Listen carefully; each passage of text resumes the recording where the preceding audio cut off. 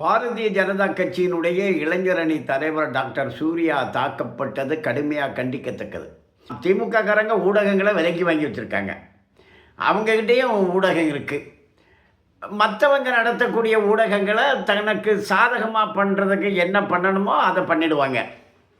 யாராவது சாதகமாக இல்லை, நம்முடைய வண்டவாளத்தை எல்லாம் தண்டவாளத்தில் ஏற்றுறாங்க அப்படிங்கிறது அவங்களுக்கு தெரிஞ்சால் அவங்கள அடித்து ஒடுக்குவாங்க, அவங்க மேலே தாக்குதல் நடத்துவாங்க, அவங்கள கைது பண்ணுவாங்க.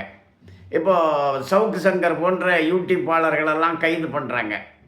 திமுகவால் எப்போவுமே உண்மையை ஒத்துக்க முடியாது. அவங்க முன்னாடி உண்மையை பேசப்படாது.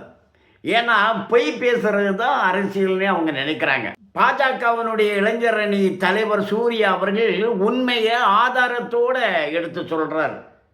அப்படி எடுத்து சொன்னால் அவங்களால அதை தாங்கிக்கவே முடியலை. தேர்தல் வேறு வருது.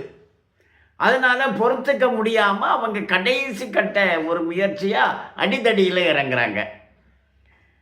நான் சின்ன வயசுல இருந்து பார்த்துருக்குறேன். திமுகனாலே அது ஒரு அடிதடி கட்சி தான், அது ஒரு ரவுடிசியம் தான் அவங்க பண்ணுறது அப்படிங்கிறது தான் நம்ம கேள்விப்பட்டிருக்கோம், எல்லாருக்குமே தெரிஞ்சிருக்கும். திமுகனாலே அதனுடைய சைடு டைட்டிலு அதுதான். இப்போ திமுக தன்னுடைய கைவரிசையை காட்ட ஆரம்பிச்சிருக்கு பாஜகவுக்கு எதிராக. ஏன்னா பாஜக கிட்ட உண்மை இருக்குது, அதனால் அவங்க தாக்குறாங்க. அப்போ தாக்குறாங்கன்னு தெரிஞ்சிட்டாலே அவங்க தோக்குறாங்க அப்படிங்கிறது நமக்கு புரிஞ்சிடுது.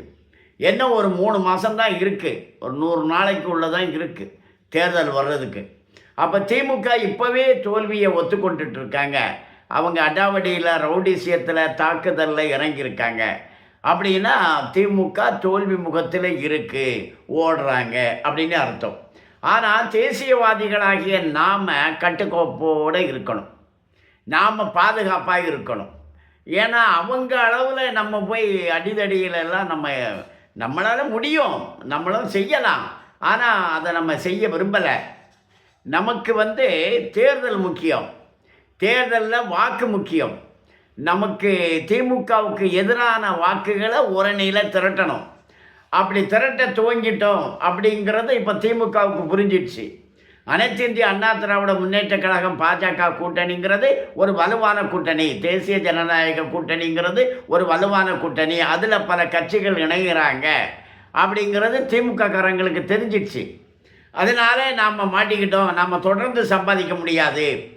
இப்போது ஏற்கனவே கருணாநிதி குடும்பம், கருணாநிதியுடைய மகன், பேரன் இப்படி சம்பாதிச்சுக்கிட்டு தான் இருக்காங்க. அங்கே டெல்லியில் சகோதரி கனிமொழி அப்படின்னுக்கிட்டு குடும்பம்தான் திமுக சம்பாதிச்சுட்டு இருக்காங்க.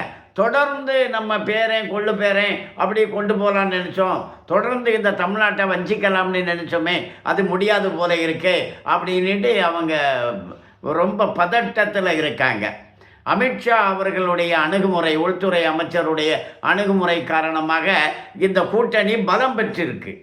அதனால் ரொம்ப பதட்டத்தில் இருக்காங்க, ரொம்ப கோபம் வருது அவங்களுக்கு.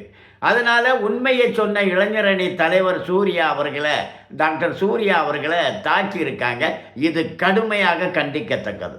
இது அரசியல் இல்லை. இது அரசியல்னால் கருத்துக்கு எதிர்கருத்து சொல்லணும். ஒரு கருத்துக்கு எதிர்கருத்து சொல்ல முடியாமல் கையை நிட்டுனா என்ன அர்த்தம்? இது ஒரு தரமான அரசியல் இல்லை. திமுக கிட்ட நம்ம தரமான அரசியலை எதிர்பார்க்க முடியாது தான். இருந்தாலும் அது அவசியம். அரசியலை நாங்கள் எப்படி அரசியல் பண்ணுறோம், நாங்கள் எங்களுடைய உண்மை கருத்துக்களை எடுத்து வைக்கிறோம்ல. உங்ககிட்ட உண்மை இருந்தால் நீங்கள் சொல்ல வேண்டியது தானே, எதுக்கு அடிதடியில் இறங்குறீங்க? இது கடுமையாக கண்டிக்கத்தக்கது.